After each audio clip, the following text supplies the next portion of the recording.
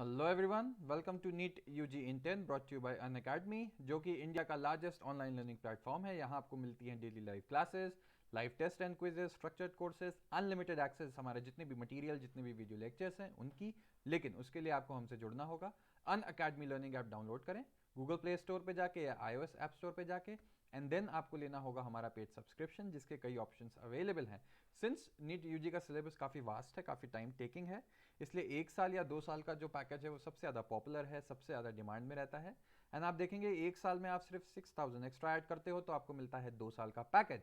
On top of that मेरा code LOVE10 ये use करके आप पा सकते हैं एक्स्ट्रा 10% का ऑफ, जो भी हमारी बेस प्राइस थी।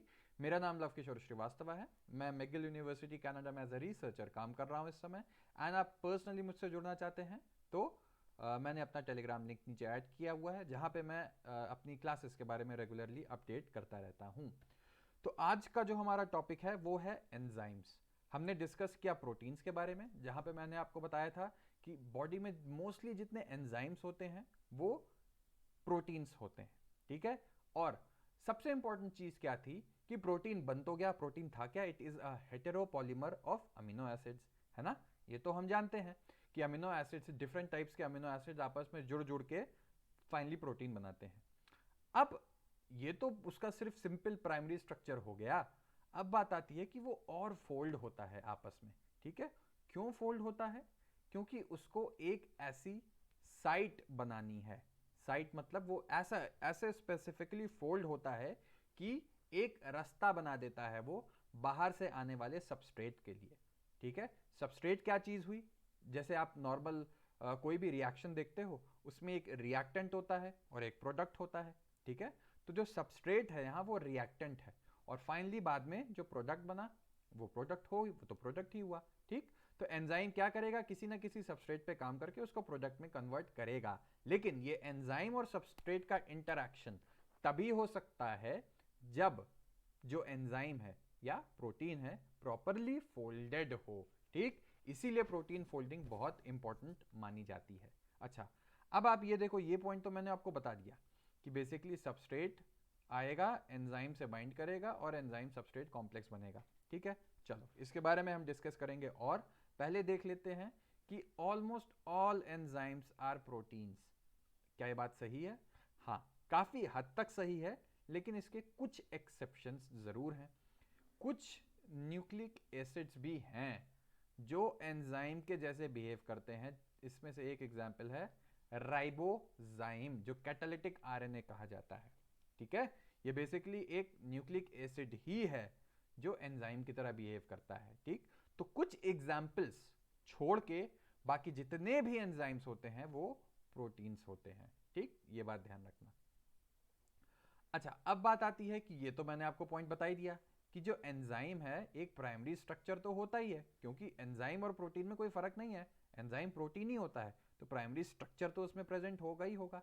लेकिन उसके बाद जो प्राइमरी स्ट्रक्चर है वो फर्दर फोल्ड होके सेकेंडरी और टर्शरी स्ट्रक्चर भी बनाएगा, ठीक है। तो अब आपने देखा कि कोई फर्क नहीं रहा, हमने प्रोटीन्स जब पढ़ा था या एंजाइम्स पढ़ रहे हैं, तो इतनी चीज तो सेम हो गई, ठीक है। हाँ, अब बात आती है मेन जो होता है, आपको मैंने उस समय भी बताया था कि टर्शरी स्ट्रक्चर मेन कहानी गाता है, और मेन स्ट्रक्चर जो फोल्डिंग होनी है वो टर्शरी स्ट्रक्चर में ही पहुंचता है। क्यों पहुंचेगा? क्योंकि इस स्पेसिफिक फोल्डिंग में एक क्रिवाइस, क्रिवाइस मतलब पॉकेट समझ लो एक तरीके से। ये पॉकेट दिख रही है ना, ये पॉकेट दिख रही है ना जहां पे सबस्ट्रेट आएगा, तो ये पॉकेट प्रॉपर, अब मान लो सीधे ऐसे सीधे होता प्रोटीन, तो ये सब तो कुछ बन ही नहीं पाता। इसीलिए प्रोटीन फोल्ड हुआ कि एक पॉकेट बना दे सबस्ट्रेट के लिए, जहां पे सबस्ट्रेट फिट होगा, और इस पॉकेट को हम क्या बोलते हैं? एक्टिव साइट बोलते हैं, ठीक है। तो याद रखना, तो सबस्ट्रेट कहां आता है एंजाइम से बाइंड होने? एक्टिव साइट पे, और बाइंड होके क्या चीज बनेगी? एंजाइम सबस्ट्रेट का कॉम्प्लेक्स बन जाएगा, ठीक है। तो ये चीज बहुत इंपॉर्टेंट है कि एक एक्टिव साइट एक एंजाइम का वो पार्ट है, वो पॉकेट है जहां पे सबस्ट्रेट आके फिट होगा, बहुत इंपॉर्टेंट है, ठीक है।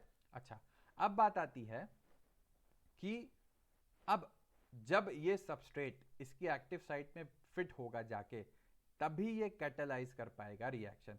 ऐसा नहीं है कि ये देखो ये दोनों कॉम्प्लीमेंट्री दिख रहा है ना, ये जैसे शेप है वही वही गैप यहां पे बना हुआ है, तभी ये आके एकदम सट्ट से फिट हो गया। नहीं तो अगर कुछ भी गड़बड़ हो जाएगी यहाँ एक्टिव साइट में तो ये यहाँ बाइंड नहीं कर पाएगा और क्या होगा, रिएक्शन नहीं होगा, कॉमन सेंस। ठीक है। अच्छा, अब बात आती है तो एंजाइम और नॉर्मल जो केमिस्ट्री में हम कैटलिस्ट पढ़ते हैं उसमें क्या कोई फर्क है? थोड़े से फर्क है। पहली बात, ये प्रोटीन है ना, प्रोटीन है, वो होता है केमिकल्स होते हैं वो। ठीक, तो क्या होता है कि इनऑर्गेनिक कैटलिस्ट, जो केमिकल्स वाले कैटलिस्ट हैं, जो केमिस्ट्री में कैटलिस्ट हम पढ़ते हैं, वो जनरली आपने देखा होगा कि टेम्परेचर और प्रेशर ये सब बढ़ाते हैं तब काम करता है। लेकिन ये तो प्रोटीन की यूनिट है। प्रोटीन के अंदर क्या कैरेक्टरिस्टिक होती है कि आप हाई टेम्परेचर पे प्रोटीन को ले जाओगे तो वो डीनेचर हो जाएगा, वो खराब हो जाएगा। ठीक है, इसीलिए टेम्परेचर जो है आसपास 40 के आसपास, 40 से नीचे 37 डिग्री, हमारी बॉडी का टेम्परेचर कितना होता है? 37 डिग्री सेल्सियस, है ना। और हमारे अंदर सारे प्रोसेसेस होते हैं, यानी जितने एंजाइम्स हैं हमारी बॉडी में मेनली 37 डिग्री सेंटीग्रेड पे काम कर रहे हैं। लेकिन वही एंजाइम अगर आप बहुत हाई टेम्परेचर पे डाल दोगे तो वो खराब हो जाता है, डीनेचर हो जाता है। ठीक है, लेकिन इसके भी कुछ एक्सेप्शन है। अच्छा, जैसे आपने पीसीआर पढ़ा होगा तो उसमें टैक पॉलीमरेज नाम का एक डीएनए पॉलीमरेज भी एक एंजाइम ही होता है, वो काम करता है 70-75 पे। ठीक है, और भी कुछ जैसे आप ऑर्गेनिजम्स देखेंगे, कुछ कुछ माइक्रोब्स होते हैं जो हॉट सल्फर स्प्रिंग्स में मिलते हैं। ठीक है, अब वो इतने हाई टेम्परेचर पे मिल ही रहे हैं, हॉट स्प्रिंग्स में मिलते हैं, तो डेफिनेटली उसके अंदर जो एंजाइम्स होंगे उसमें कुछ मॉडिफिकेशन हुआ होगा कि वो हाई टेम्परेचर 80 से 90 डिग्री सेंटीग्रेड तक पे रह सकते हैं। ठीक है, तो ये एक्सेप्शनल केसेस हो गए, लेकिन मोस्टली जो एंजाइम होते हैं वो 40 से नीचे में ही काम करते हैं। अच्छा, अब ऐसा भी नहीं है कि आप -5 टेम्परेचर में ले आओगे तब भी काम करेगा, एक रेंज होती है उसकी एक्टिविटी की। ठीक है, तो अब दोनों में फर्क है कि हाई टेम्परेचर में वो डीनेचर होता है, लेकिन लो टेम्परेचर पे वो डीनेचर नहीं, डीनेचर मतलब गया, अब आप टेम्परेचर वापस कम करोगे तो कोई फायदा नहीं है, वो खराब हो गया।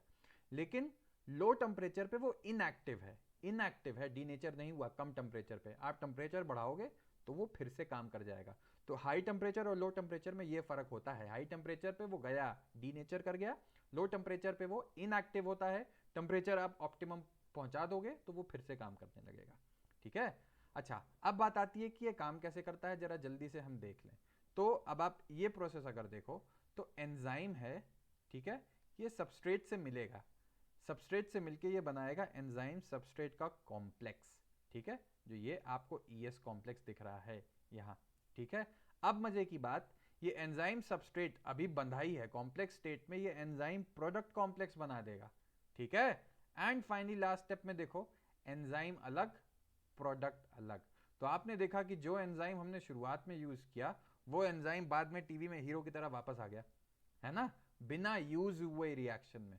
तो आप समझ जाइए कि सिर्फ कैटलिस्ट की तरह वो वहां काम कर रहा था, खुद उसका रिएक्शन में पार्टिसिपेशन सिर्फ इतना ही था कि वो कन्वर्जन करेगा, खुद इन्वॉल्व नहीं हो गया, सबस्ट्रेट जैसे कन्वर्ट हो गया प्रोडक्ट में। एंजाइम का कोई भी पार्ट कन्वर्ट नहीं होता।